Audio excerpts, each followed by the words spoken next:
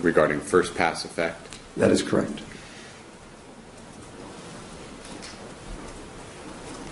And the first pass effect then of propofol, as it goes through the liver, how would you characterize the degree to which it's deactivated? The overall amount of blood from pharmacokinetic,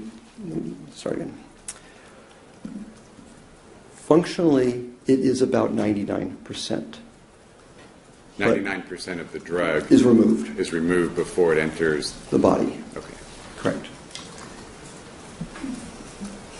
So there'd be no reason to expect that oral propofol would have any biological activity in the body. Correct. May I add one qualifier? Objection, non-responsive. Just attempting to explain his Overruled. You may. We've learned recently that in fact the propofol is metabolized at two different places.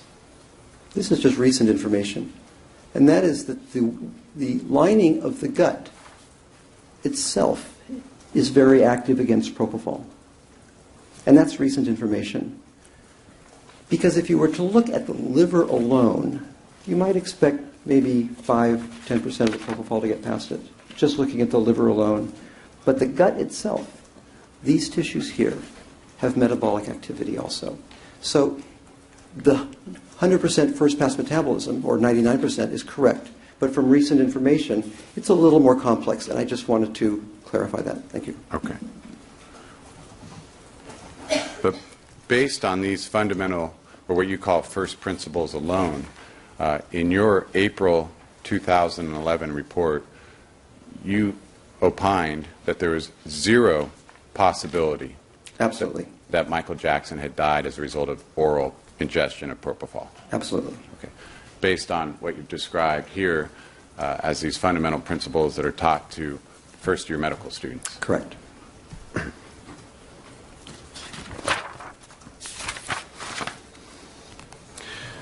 Now, at the time that you received Dr. White's report where he suggested oral propofol was a possibility in March 2011, was there also research available through animal studies confirming the first pass effect, in your opinion, that there was zero possibility Michael Jackson orally ingested propofol? Yes, there was.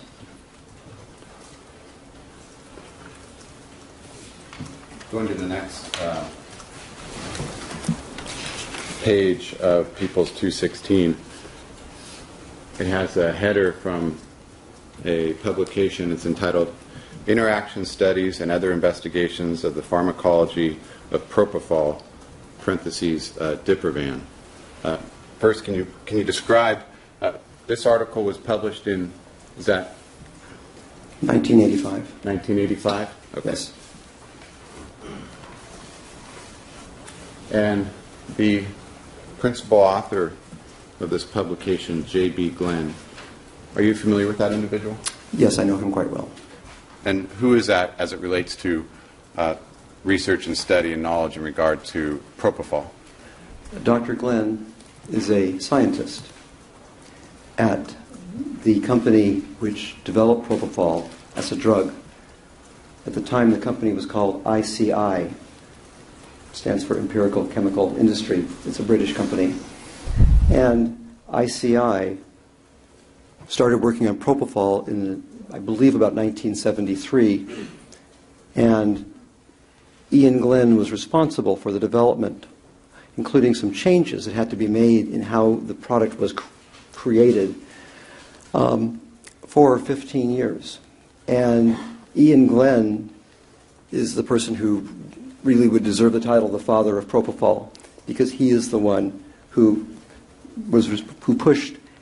saw the possibilities of the drug and pursued development, which has ups and downs, for 15 years to bring propofol to the market.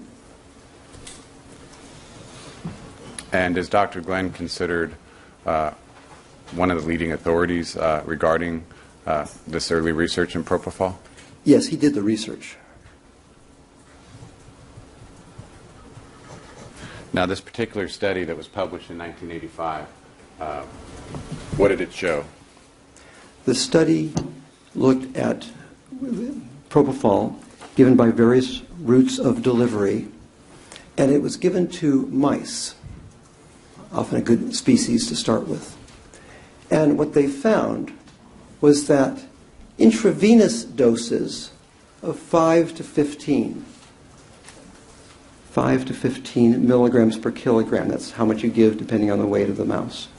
Intravenous doses were effective, but even a dose of 300 milligrams per kilogram, 20 times more, 300 milligrams per kilogram, did not cause the animals to go into general anesthesia.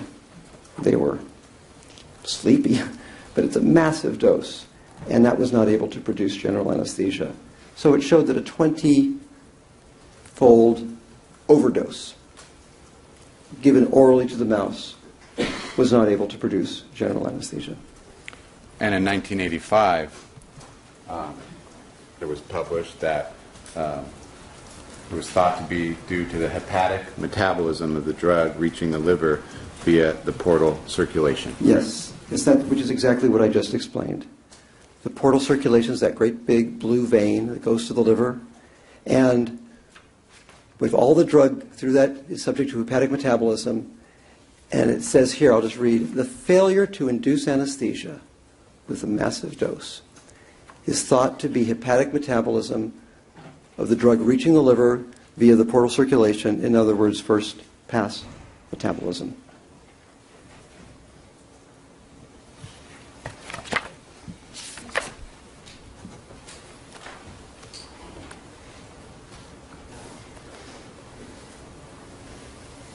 Dr. Shafer, going forward with the research in regard to the oral bioavailability of propofol, going to the next page of your presentation, another heading of a manuscript entitled a comparative study of intravenous and rectal administration of propofol in piglets, and this has a publication date of 1991. Correct. And you looked at this study as well? Correct. And what did this study, published in 1991, show as it relates to the possibility of oral ingestion of propofol being a cause of death in this case? Well, first, what it shows is that the bioavailability is less than 1%, 0.4. So it shows less than 1% of the drug would be available. It's important to remember that diagram I showed you, because you remember the colon. Responsive, Judge. The witness is answering the question. The objection is overruled. You may continue, sir. It's important to remember the diagram where the colon also drains to the liver, just like the stomach drains to the liver. So the fact that it was rectal administration does not change the applicability to oral administration, because both routes of administration drain to the liver. And with the finding in this 1991 publication that less than 1% would be available in the body, that again is in line with your conclusion that at least 99% of it is actually processed through the liver and the drug is basically cleaned out of the system. Correct.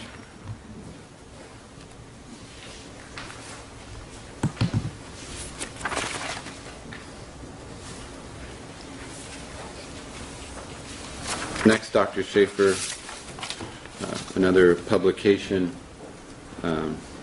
entitled In Vivo Assessment of Intestinal, Hepatic, and Pulmonary First Pass Metabolism of Propofol in the Rat.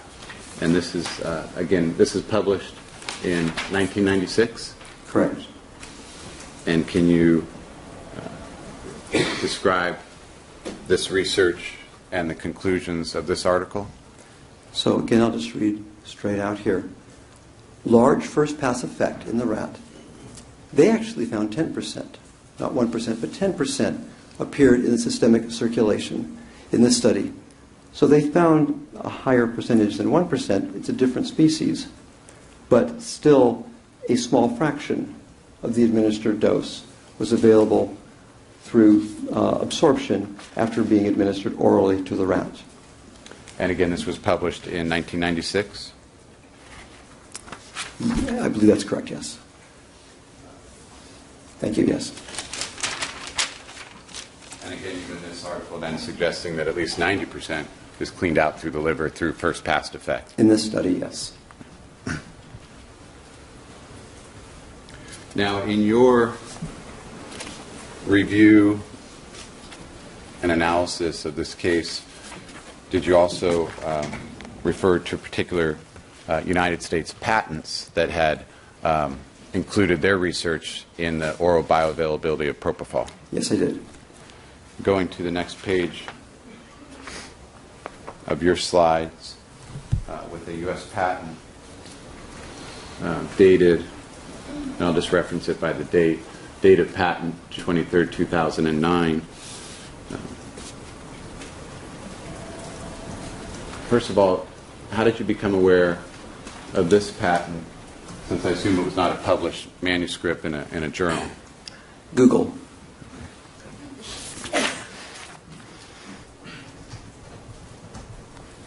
And did you review this patent in your assessment of the possibility of oral ingestion of propofol? Over the summer, yes. Okay. And what did this patent reveal to you as far as the research findings included in the patent itself? This patent described a study, also in rats. But in this study here, the bioavailability was less than 1%, 0.23, which would be a quarter of 1%. So it was interesting to me that the one study we saw a moment ago was 10% bioavailability. This study, also in rats, shows less than 1% bioavailability. So there is some study-to-study difference in rats. I don't know why. But it's clear that the overall pattern, that propofol is not orally bioavailability in animals, was demonstrated by this patent. Going to the next page of People's 216, an additional United States patent. This one dated November 17, 2009. Can you describe this patent and the research that was included in this patent that supported your finding that there is zero possibility of oral ingestion in this case? Oral ingestion, or is that the terminology you want to use? Oral ingestion? No. The oral bioavailability of propofol. Thank you, Your Honor. So the possibility that propofol was consumed and then had an effect on Michael Jackson is ruled out here as well. Because in this study, they gave oral propofol to dogs and to monkeys. And they then measured how much appeared in the blood. And less than 1%, only 0.25%, quarter of a percent, appeared in the blood in dogs and monkeys who were given oral propofol.